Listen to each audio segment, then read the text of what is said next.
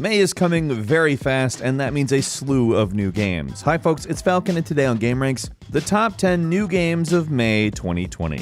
Starting off at number 10, it's Someday You'll Return. I think it's probably best just to say right up front, the developers have said multiple times that it draws inspiration from Silent Hill, The Vanishing of Ethan Carter, Resident Evil 7, and Outlast 2. Now, altogether, those are some pretty varied titles, so it's important to maybe note a little bit of the story, too. Basically, you play as a guy whose daughter has run away before. However, this time she's run away to a forest that you swore you would never return to, due to some traumatizing events that happened there when you were a kid. Needless to say, you're going back. That's the point. Someday you'll return. But it's important to note just how cool this game looks. It's really got a unique look to it. Like, in some ways it has a little bit of a BioShock quality to it, while at the same time reminding me of The Forest. I think a lot of different people will see a lot of different things in this game, but supposedly, the monsters aren't the scary ones. Someday You'll Return is hitting on May 5th on PS4, Xbox One, and Microsoft Windows. Moving on to number 9, Population Zero is an absolutely gorgeous new MMO survival game where there are 168 hours left until human extinction. Now, the reason I think that the premise just on its own is automatically great because survival games are usually meant to go in perpetuity. However, not so much here. The goal is obviously to survive as long as you can in most survival games, and here you only have 168 hours. It's got PvE, it's got PvP, and did I mention it's gorgeous? Like, if you're looking at the footage, you know exactly what I mean. This is a beautiful game. It's got such a good grasp of color that it reminds you of some of the things they promised No Man's Sky to be and then made it over the following 2 years after its release. It's beautiful. It's in early access too, so we know that they're not pulling a No Man's Sky. We know what the game is at this point. However, the full version of Population Zero is hitting Microsoft Windows on May 5th. Coming in at number 8 is The Wonderful 101 Remastered. Now, The Wonderful 101 came out back in 2013 for the Wii U. It is actually a phenomenal game. It's a platinum game, directed by Hideki Kamiya. You essentially control a horde of various different superheroes that all do different things, and you unite them into different types of objects to defeat enemies with. Now, this game is absurd in exactly the best ways. It is not really a standard platinum game, but damn, is it fun as hell, and I'm stoked to see it out on consoles that are not the Wii U, because it's a game that should have got a lot more attention, but the words Wii U are exactly why it didn't. As far as plot goes, it's not really that complex. It's just some aliens attacking some kids on a school bus at the start, and it evolves from there. It's very silly, it's beyond fun. The Wonderful 101 remake is out on PC, PS4, and Switch on May 19th.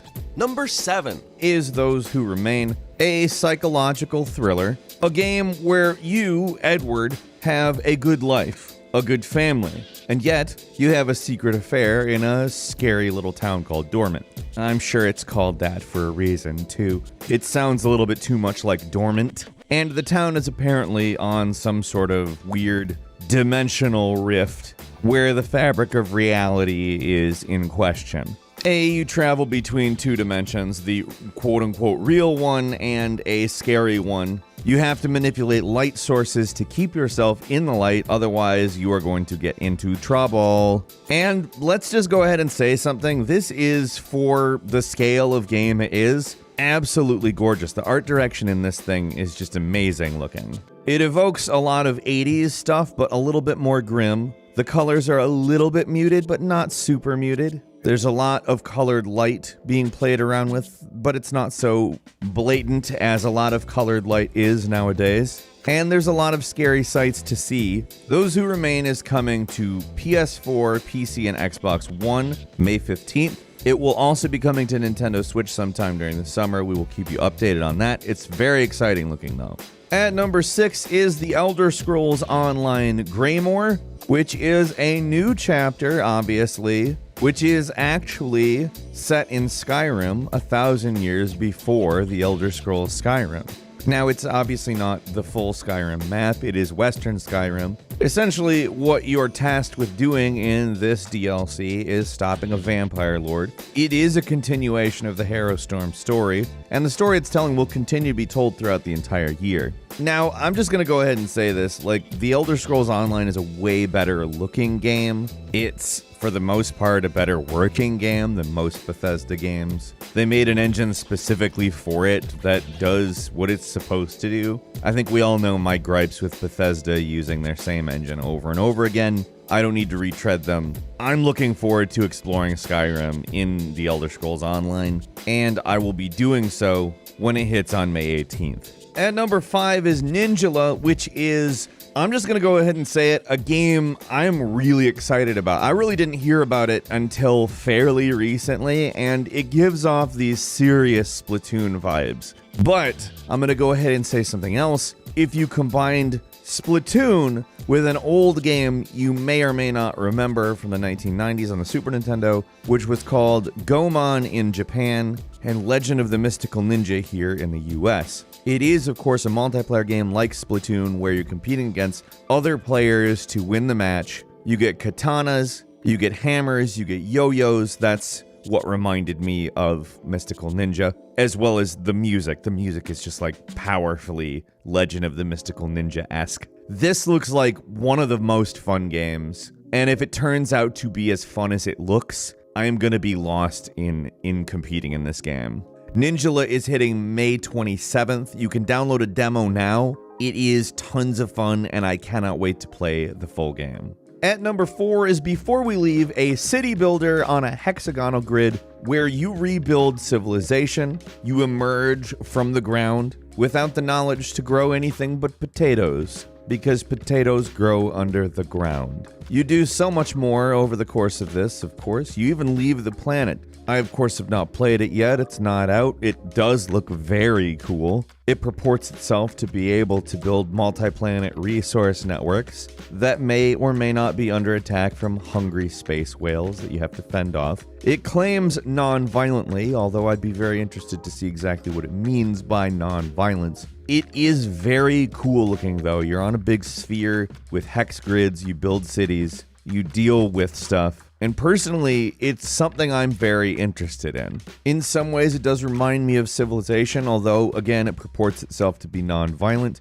Before We Leave comes to PC on May 8th. I'm very interested. It looks like a pretty fresh take on this type of game. At number 3 is Saints Row the Third Remastered, which I'm going to go ahead and say, very excited. Saints Row 3 is probably the best one. It's probably the one that manages to do what Saints Row sets out to do the best without getting into territory that sort of undoes the self-aware nature of it. It's good GTA satire, and considering GTA is itself satire, there's really a sweet spot to find, and they found it. Now, what they've also done for this remake is redone all of the car models, all of the gun models, all of the atmospheric effects.